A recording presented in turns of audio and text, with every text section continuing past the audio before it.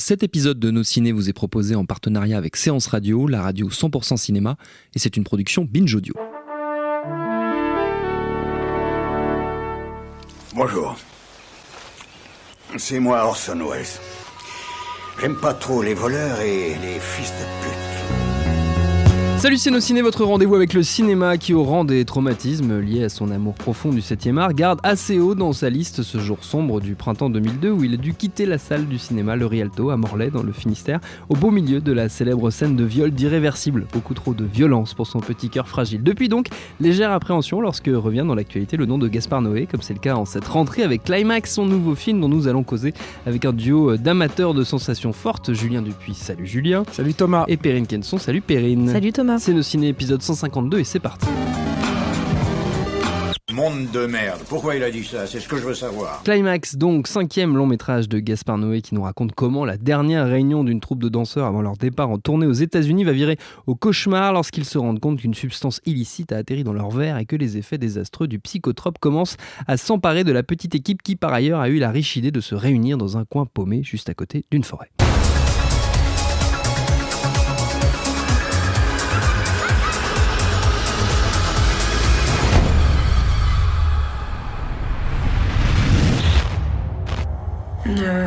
Ce qui ne me tue pas me rend plus forte.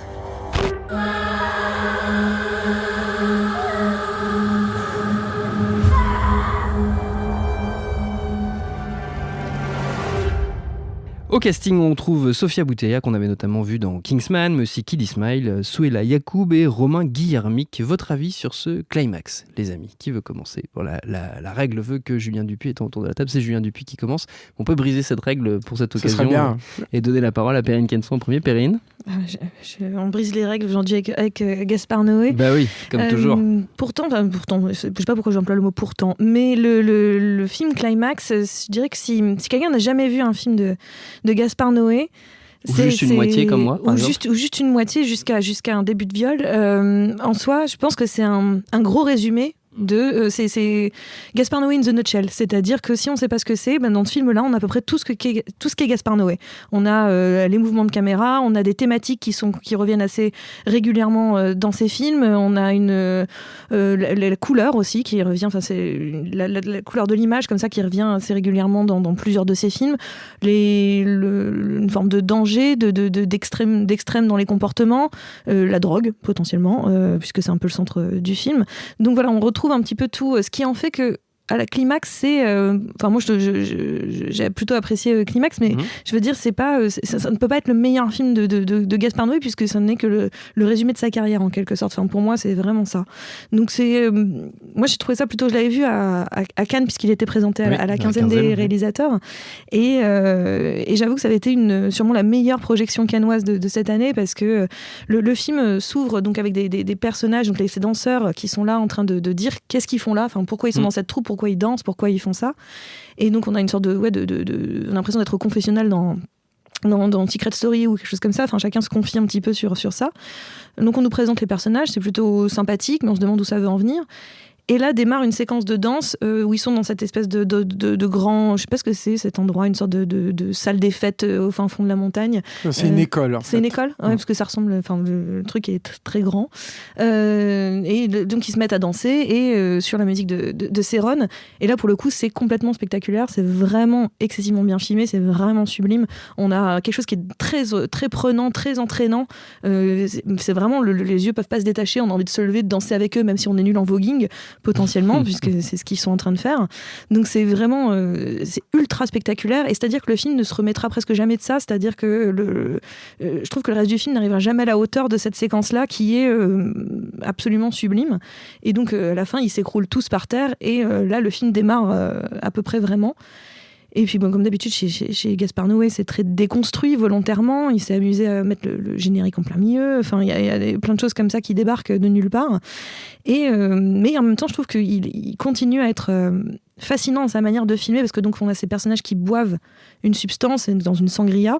C'est dit dans la bande-annonce, hein, vraiment, une sangria, c'est répété toutes les 4 secondes. Puis d'ailleurs, c'est pas bon, la sangria, donc il faudrait peut-être arrêter, tout simplement. C'est un statement. C'est un statement. Passer au Tinto de Verano, c'est pas bon, la sangria. C'est parce que t'en as pas bu de la vraie. C'est parce que t'as bu de la vraie. La bonne sangria. Julien en a amené pour après l'émission. Merci. Merci Julien. Mais donc voilà, et après, donc, au fur et à mesure, la drogue va faire son effet, et ça va se voir, notamment par les comportements des personnages, évidemment, mais surtout par les mouvements de caméra. C'est ça qui va être plus intéressant dans le film, c'est que plus la drogue va se répandre dans le système des gens et dans leur relation, plus la caméra va bouger, va se transformer, va suivre plus ou moins les personnages, va se décaler, va se désaxer pour finir complètement à l'envers. Enfin, il y a vraiment quelque chose où il joue comme ça avec sa caméra. Et c'est d'ailleurs lui qui est beaucoup derrière la caméra. Si j'ai bien compris, c'est lui qui a beaucoup filmé lui-même ces séquences-là. Donc non, je trouve que le film m'a assez fasciné. Après, voilà, je trouve qu'il il a été fait en 15 jours, si je me trompe pas, ce film. Il a fait en très très peu de temps. Et ça se sent aussi, parce que je trouve que voilà, il y a un truc, c'est pas hyper voilà, fignolé, c'est-à-dire que voilà, si on s'amuse à comparer un autre film sur la drogue de Noé, qui était Enter the Void, que je trouve 100 fois plus passionnant, 100 fois plus fascinant. Là, on sent que c'est un petit peu, voilà, il y a toute une histoire de rythme, ça marche beaucoup sur le rythme, c'est lié à cette histoire de danse aussi. Et il y a des écarts, des passages dans des chambres qui, pour moi, je trouve, sont presque de trop, voire même décalés, voire donnent des idées un peu bizarres sur le genre. Enfin, je trouve que voilà, il y a quelque chose un petit peu qui pas toujours très justifié. Alors que finalement, quand il suit notamment le personnage de Sofia Boutella, c'est là où il est quand même le plus intéressant, surtout dans sa séquence où elle est en mode possession. À un moment donné, elle s'écroule au bord d'une forêt, mais peinte sur le mur alors qu'il y a la forêt tout près. Il y a quelque chose comme ça qui est assez poétique, assez bien fait, mais je trouve jamais fondamentalement achevé en fait. Pas abouti. Julien.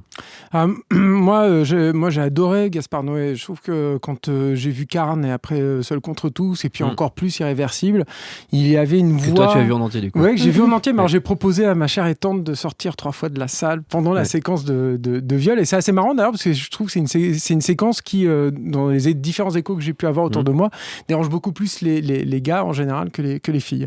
Bon, c'est tout à fait possible. Non, mais c'est... Voilà.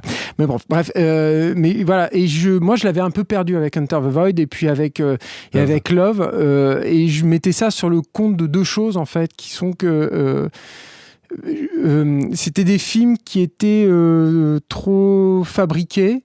Et je vais m'en expliquer après, et puis qui reposait trop sur la narration, et je pense que Gaspard Noé c'est définitivement pas un réalisateur fait pour ça. Il est pas fait pour raconter une histoire, il est fait pour nous faire vivre une expérience, et je pense il parvient à nous faire vivre cette expérience quand il arrive à faire coïncider le propos de son film avec sa fabrication, avec la façon dont il conçoit en fait le film.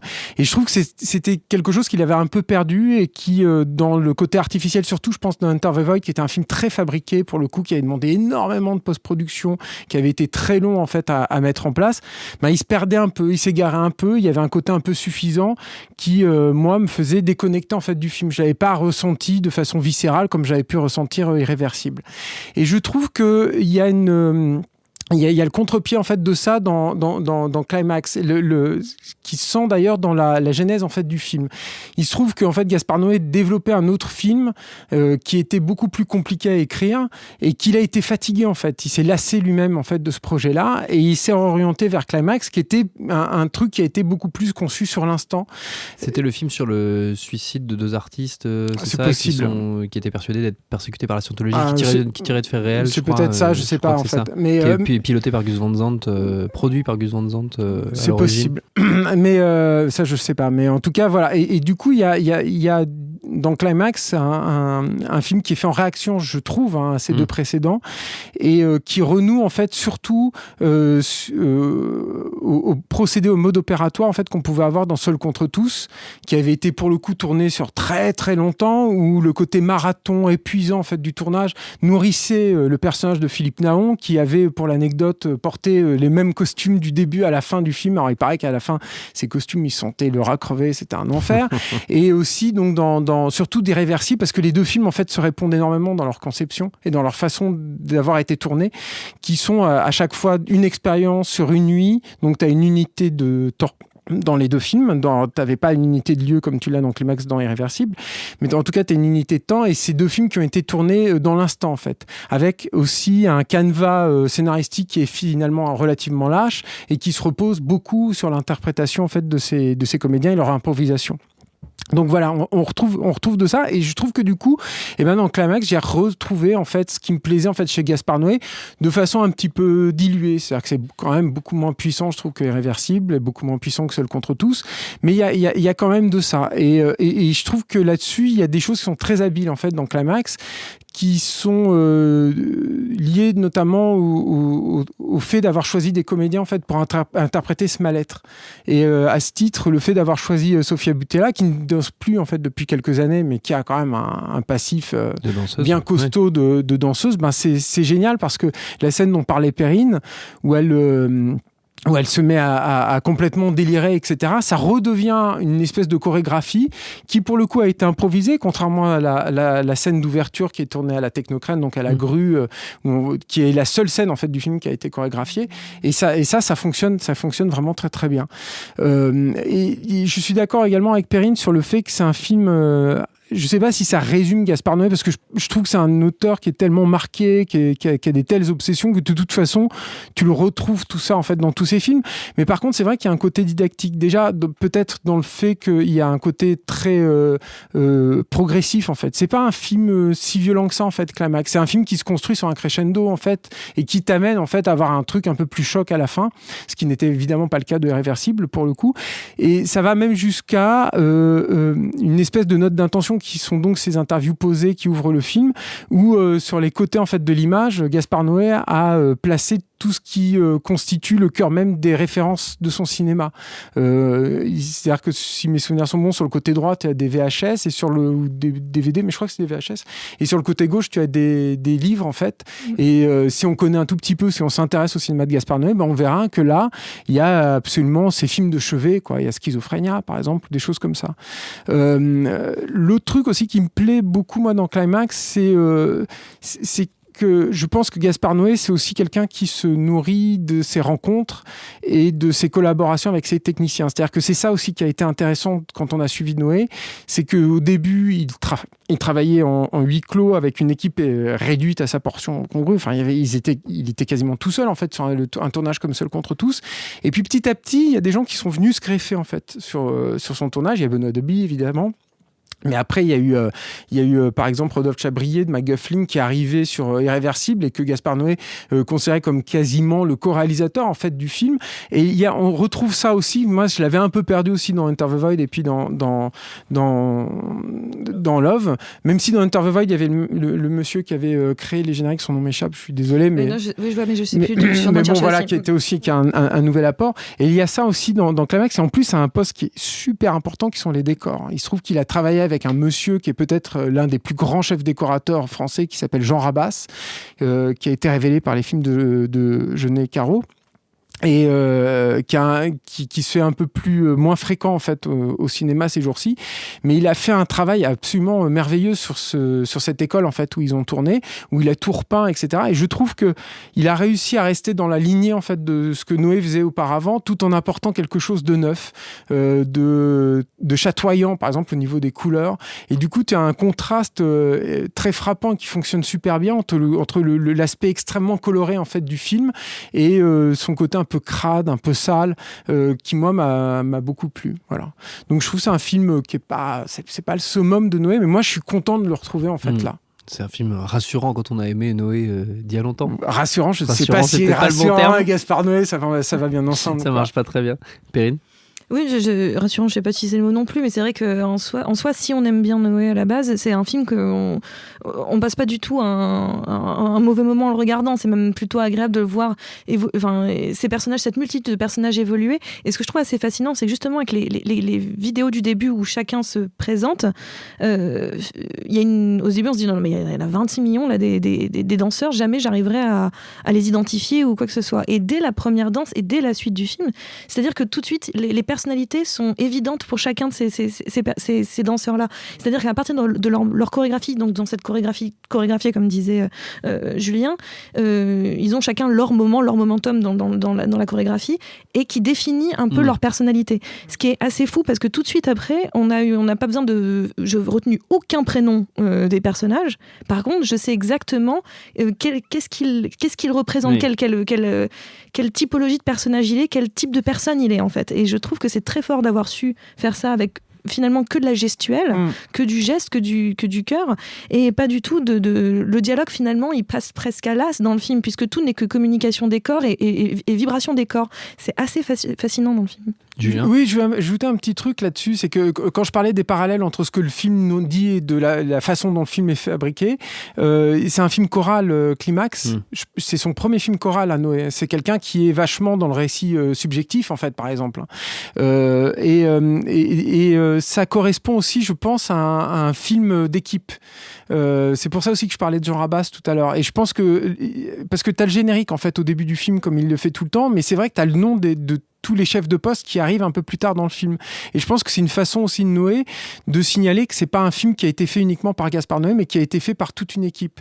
Et je tiens à souligner ce truc-là, parce que pour moi, ça aussi, c'est en réaction avec Love et Enter the Void, et surtout Love, où moi, je sentais poindre quelque chose de l'ordre de l'égocentrisme. Il se donnait un propre rôle, par exemple, un rôle dans Love, où c'était grotesque. Alors, on pouvait le prendre d'un côté ironique et tout, mais il y a toujours une duplicité chez Noé, où le mec va te dire qu'il est assez naïf, etc. Et en fait, on se rend compte que c'est pas si simple que ça, et qu'il aime bien jouer avec ce genre de frontières et tout. Et là, j'ai trouvé qu'il y avait un truc un peu malsain, un peu suffisant. Enfin, moi, c'était un truc qui m'avait un peu éloigné aussi du film, en fait, ce caméo de Gaspard Noé dans Love, et le fait que ils remettent comme ça en avant toutes les personnes qui ont contribué à fabriquer le film au cœur du film, et qui leur permettent, par cette trouvaille graphique, de participer eux aussi, en fait, à cette grande chorégraphie qu'est Climax. Je trouve ça très agréable, très sain. Et puis c'est vrai que je sais pas, ça amène une rupture de ton, et ça te rappelle aussi au fait que tu es en train de voir aussi un objet filmique. Comment dire, ça te rajoute une distance plaisante, en fait, pour rentrer, en fait, dans le film ultérieurement. Quelque chose à rajouter sur Climax ? L'un ou l'autre ? Non, pas spécialement. Après, on peut évoquer les thématiques un peu du film, mais c'est parce que non, il y a pas vraiment plus que thématique. Pour moi, c'est plus un objet vraiment visuel et puis donc sonore, parce que la musique a une part très très très importante. Il y a du Aphex Twin, il y a du Céron, il y a du Daft Punk. Enfin, c'est une grosse BO bien cool. C'est la BO de ta soirée, quoi. Donc non, c'est bien. Mais après, voilà, le film est aussi coupé par des cartons qui citent alors je sais plus ce que c'est, parce que moi j'ai vu un petit moment, mais je sais plus si ça vient de Dante ou je sais plus. Enfin, il cite quelque chose de la littérature, et donc il y a un lien avec évidemment cette notion d'enfer, de paradis, et on a l'impression que tous ces personnages sont dans une sorte de purgatoire, et peut-être qu'il y en a un qui s'en sortira. Il y a un truc qui m'a fait penser d'une certaine façon, extrapolé à Cube, le film Cube, où voilà, on a l'impression que c'est des personnages qui sont les uns avec les autres, et un seul potentiellement s'en sortira. Donc, les autres finiront découpés en dés. En dés, exactement. Ouais, je m'en souviens. Enfin bon. Et c'était bien.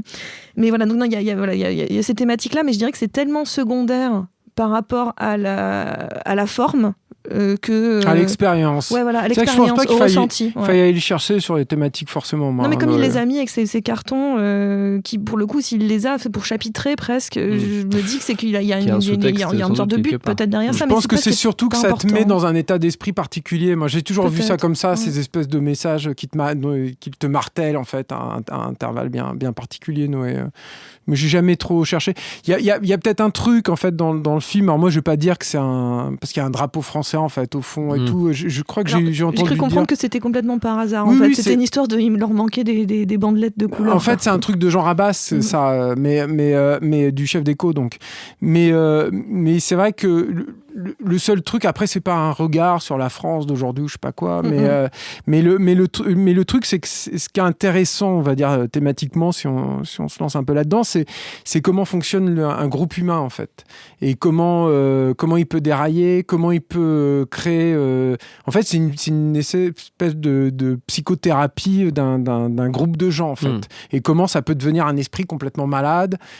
Comment, au contraire, tu peux avoir une lueur d'espoir, et l'espoir peut être communiqué à gauche, à droite. Enfin, voilà. C'est comment quand tu mets une goutte de quelque chose dans quelque chose qui est plutôt bien rodé, c'est-à-dire les relations entre ces personnages-là, quand on le voit dans la chorégraphie, c'est rodé entre eux, et d'un seul coup tu mets une dose d'inconnu qui est cette drogue, et voilà comment ça se barre en vrille derrière.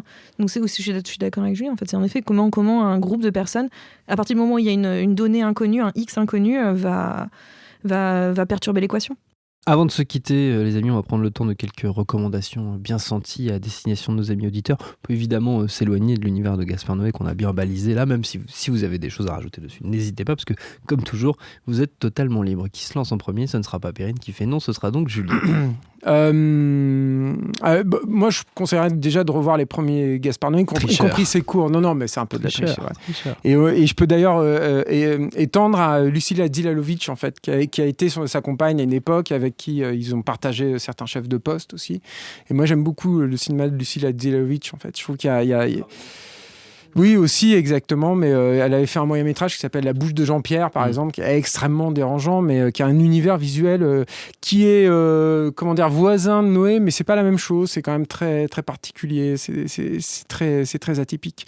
Mais sur Noé en particulier, moi, je conseillerais le commentaire audio d'Irréversible, surtout comme Thomas Rozek, on n'a pas réussi à voir le film jusqu'au bout.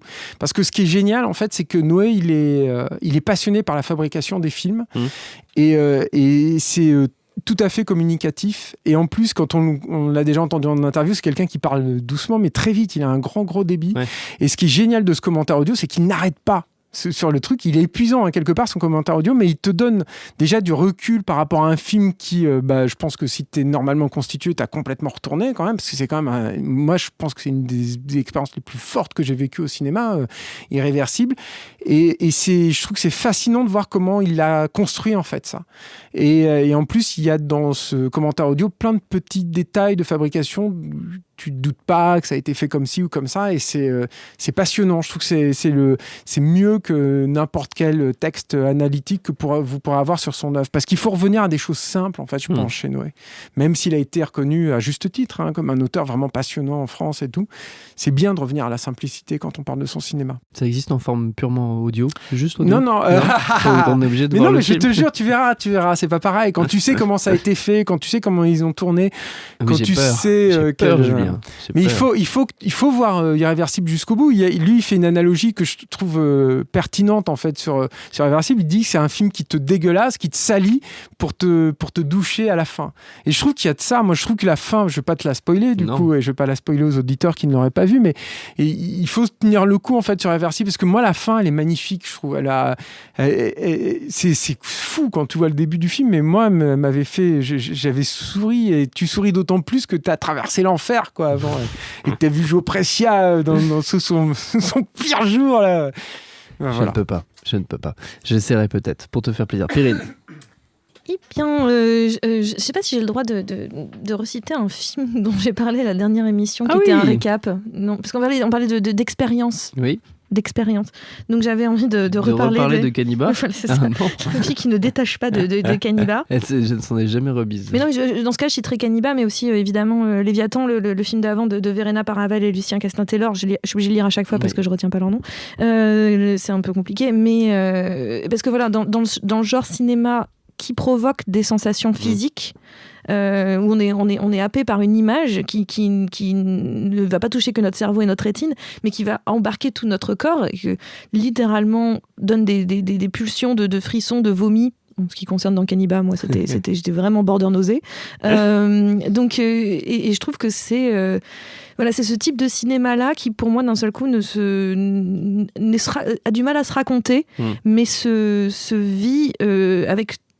C'est l'idée que le cinéma, c'est vraiment un art complet. Et là, c'est vraiment, ça atteint chaque partie du corps. Et c'est à la fois fascinant et terriblement gênant. Très, très gênant. Je voulais rajouter encore une en gauche, non, mais on en a parlé un petit peu, mais si t'as un truc comme ça, surtout pour comprendre aussi le cinéma de Noé, il faut voir Schizophrénia, Angst, qui est un film hallucinant, qui est une espèce de grand monologue intérieur d'un tueur en série, alors qu'il va commettre ses exactions. Et moi, il se trouve que je l'ai vu présenté par Noé, d'ailleurs, c'était assez dingue, quoi, comme expérience. Et juste avant de découvrir Seul contre tous, qui passait, je me souviens, au Max Linder, avant de passer à la commission de censure, parce qu'il y avait tout un scandale autour du film, évidemment. Avec des scènes Non, de sexe non simulé, je crois. C'est ça Seul contre tous. C'était pas ça non, je crois pas. Non, il me semblait. Non. Mais il fait pas ça en fait. Noé. C'est plus compliqué que ça. Son truc. Mais enfin bref. Mais Hanks, c'est un film incroyable. Et c'est un film formellement qui propose en plus des choses assez dingues, quoi, dans le point de vue, en fait, justement, dans la façon de suivre le personnage, de se rattacher à lui, ou alors de prendre beaucoup de hauteur, littéralement, parce qu'il y a des plans à la grue où tu te demandes comment ils ont réussi à faire ça. Voilà, ça existe chez Carlotta. Je sais que Carlotta avait ressorti une très belle édition, en fait, de Schizophrénia. Schizophrénia. Voilà. Il y a quelque chose comme 8 ans à peu près, ils avaient ressorti ça. Ouais, voilà, mais bon, c'est à voir. Si vous êtes courageux. Si vous avez plus de courage que moi, sous-entend-il. Notre temps est écoulé. Merci à tous les deux. Exactement. Merci à Jules, à la technique. Merci à l'antenne pareil pour l'accueil. Rendez-vous sur binge.audio, le site de notre réseau de podcast Binge Audio, pour retrouver toutes nos émissions, le programme des prochaines, les dates d'enregistrement en public si vous voulez venir nous voir. Puis en attendant, on vous dit à très vite. Binge. Et tout de suite, un message de notre partenaire. J'adore mon boulot. Vous êtes la crème de l'aristocratie française. Vous avez compris ce que je vous ai dit? Oui, cancer du poumon, inopérable. Next épisode, c'est le nouveau rendez-vous 100% série de Séance Radio avec Charline Roux et son équipe. On ferait mieux de rebrousser chemin, les gars. J'ai fait du mal. J'ai compromis des missions. Des policiers français, on peut les acheter, pas les tuer. Next épisode, le mardi à 19h sur Séance Radio, est disponible sur toutes les applications podcast.